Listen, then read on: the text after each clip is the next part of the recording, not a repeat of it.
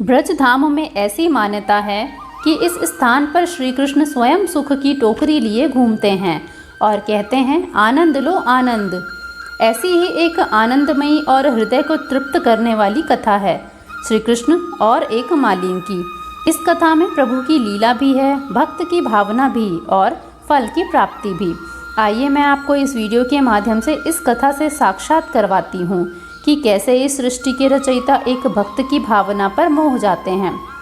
श्रीमद् भागवत गीता में कहा गया है कि प्यारे कृष्ण, आपकी प्रत्येक लीला मनुष्यों के लिए परम मंगलमयी है और कानों के लिए अमृत के समान है। एक बार जिसे इस रस का चस्का लग जाता है, उसके मन में फिर किसी दूसरी चीज़ के लिए कोई लालसा ही नहीं रह जाती है। श्री कृष्ण जो मनोहारी स्वरूप हैं, जिन्होंने पीली धोती धारण की हुई है, प्रभु के कंधे तक घुंघराले केश मुख पर लहराते हैं।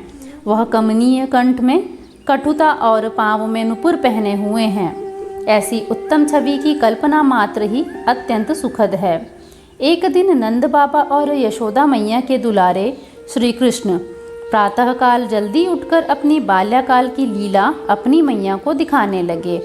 माता ने कई बार समझाया कि कन्हैया उत्पात मत कर, आज मुझे बहुत काम है, लेकिन प्रभु की लीला प्रभु ही जाने। इसी प्रकार बाल्यकाल से जुड़ी श्री कृष्ण की एक लीला का वर्णन हम करने वाले हैं कि ब्रजधाम में एक सुखिया नाम की मालिन थी। वह मालिन तरह तरह के फल, फूल और सब्जी बेचकर अपना गुजारा करती, लेकिन वह जब भी यहाँ आती थी तो गोपियों से मिलती थी। वह नंदलाला के बारे में बताया करती थीं और उसे भी बालकृष्ण की लीला सुनने में बहुत मज़ा आता था। काफ़ी समय तक लीलाओं को सुनने के पश्चात उसका भी मन हुआ कि वह भी प्रभु के दर्शन करे। यह सोचकर बालकृष्ण के दर्शन के लिए वह नंद बाबा के घर के सामने खड़ी रहती, लेकिन तब भी उसको प्रभु के दर्शन नहीं मिले। अब प्रभु तो अंतर्यामी हैं। वह सुखिया का मन भाप गए और निश्चित किया कि वह उसे अपने दर्शन अवश्य देंगे। अगले दिन जब सुखिया ने आवाज़ लगाई, फल ले लो फल, तो सुखिया की आवाज़ सुनकर श्री कृष्ण दौड़े चले आए। अब तो उनको अपने सामने देखकर सुखिया की खुशी का ठिकाना ही न रहा और उसने नन्हे से कान्हा को बहुत से फल दे दिए। अब बारी आई कीमत चुकाने की, तो आप स्वयं देखिए कि कैसे प्रभु बाल लीला करते हैं।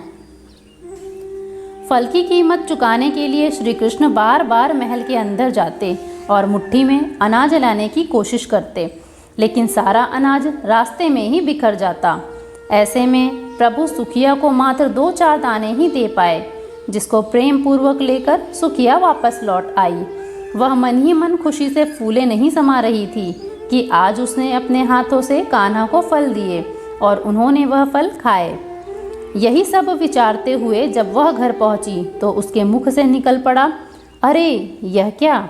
उन्होंने देखा कि फल की खाली टोकरी बहुमूल्य रत्नों से भरी हुई है और वह समझ गई कि बाल रूप में कान्हा कोई आम बालक नहीं है, बल्कि स्वयं प्रभु हैं। इसी प्रकार श्री कृष्ण ने अपनी परम भक्त सुखिया का उद्धार किया था। श्री कृष्ण और मालिन से जुड़ी यह कथा हमें इस भावना से परिचित करती है कि प्रेम से दिया हुआ एक कण भी मोती है और बिना प्रेम के सब व्यर्थ। इस कथा से हमें यह सीख मिलती है कि उस मालिन के समान प्रभु हमारे बुलाने पर आएंगे जरूर। बस शर्त यह है कि आपकी पुकार में भक्ति निहित हो, न कि स्वार्थ। अगर आपको श्री कृष्ण से जुड़ी यह कथा पसंद आई हो तो ऐसे ही धर्म, ज्ञान, लीला और प्रसंग को जानने के लिए जुड़े रहें भारतीय संस्कृति से।